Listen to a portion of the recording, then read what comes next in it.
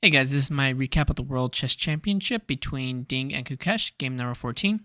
And you probably already know that Gukesh won with black, so let me just share my thoughts on the moves. So we get knight f3, we get d5, and Ding goes for the King's Indian attack with ideas of fianchettoing the bishop on g2, castles.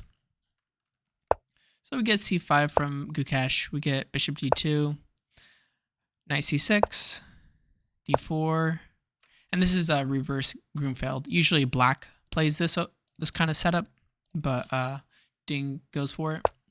Get castles. We get a trade in the center. We get 97, c4, and apparently this is really good for white. We get takes, get knight c6, and white has many options for the queen. He just goes back to d1. We get d4. This d4 move has been played quite a bit in this World Chess Championship, which is kind of funny. Get e3. So, let's see. Seems like Ding was thinking about where he should put his queen. I don't think he's really out of prep. He's just kind of trying to decide what to go for. Plays e3, bishop c5, takes. I definitely think Gukesh is still in prep. Get knight c3, get castles, and we get knight b5. I think this was, the first moment Gukesh was out of theory. And Ding, let's see. Maybe he was even out of prep over here, but it's hard to tell. But he's definitely out of prep, like at this point.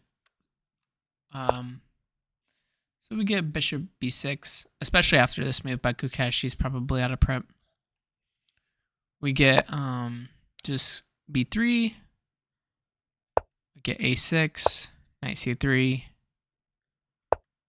bishop d4, bishop b2, e5, and we get queen d2. Mainly just defending this bishop so that when the knight moves, it's defended. Knight d5, b5, and there are ideas of trading and keeping your knight in the center, and if black ever takes, you have a really strong bishop in the center. But Ding trades and goes knight f4, just trying to exchange pieces. If takes, there is takes here, which is what we see in the game. Get takes.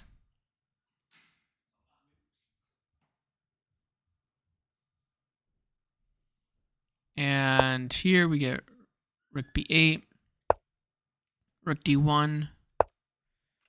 And here was a critical moment for Ding. It seems like it's just going to be a draw and going to tie breaks, but for some reason, Ding lets Gukesh get chances in the game.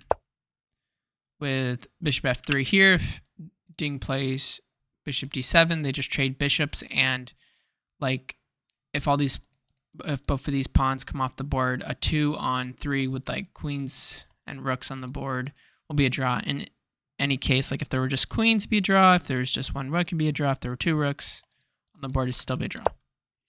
But we get bishop f3, keeping bishops on the board, and they're not opposite colored bishops, so it leaves some chances for Gukesh. Takes. And a lot of people talked about how bad this next move was of a4, which was really bad. Like just playing rook d4 and rook d1 would have been led to a simple draw, but he could have still salvaged the position because of what Gukesh played. Here he could have gone rook d4 again. After takes, there's bishop d5, and this results in this endgame with 2 rooks on the board. But he goes queen d5, which again, like after trades, that would be what Ding wants, I guess. But the main thing is to get the bishops off the board, but Ding didn't really go for that for some reason. Gukesh keeps queens on the board with queen b5, and we get b4 here, which again is an odd choice.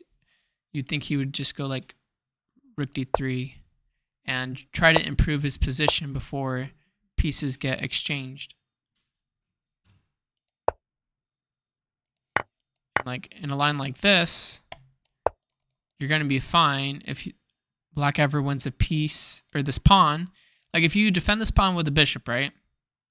Anytime that black is going to win this pawn, you trade the bishops. But yeah, Ding just allowed this difficult endgame. Let's go back. So instead he just goes b4, resulting in a trade. And then he goes rook a8, trading another rook, or trading one of the rooks, I should say. And then we get this endgame where black has an extra pawn and has a really good chance to press for a win. So it's just a really odd choice by Ding, and it costs him the game, as we'll see later on. So let's just go through the moves. Offering a trade of rooks, Gukesh trying to win, not just going for a draw. Rook e5, bishop f3, king g1. Ding just waiting for Gukesh to make, or like push down the pawns, I guess. Get bishop b7. F3 apparently is fine, but again, there was this moment where he could have played bishop e4, and if Gukesh doesn't play f5, they're gonna trade the bishops. But after f5, I'm pretty sure this bishop's not gonna be that useful. If you say you go here, and you just wait on this diagonal, and I don't think the bishop's ever gonna be useful in the game. There could be ideas of like some kind of diagonal checks here. Like let's say, oh, well, the thing is too, is that like there's the bishop and rook here. So it's kind of difficult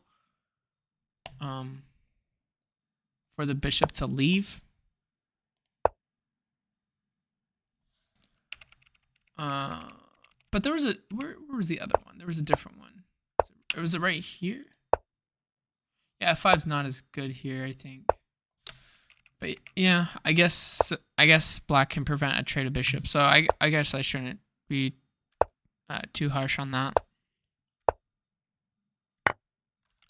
Also, like after f3, Gukesh went f5, and I think playing f4 here would have been a much better try for a draw. Oh, it even just, if king goes here, it just forces a trade of rooks. Here, rook here, here. Bishop's pinned. Give a check. I wonder if you can just keep giving checks. Let's see.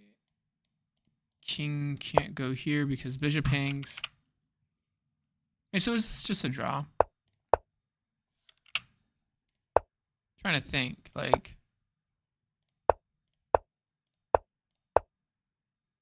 The only way, I guess there is this here.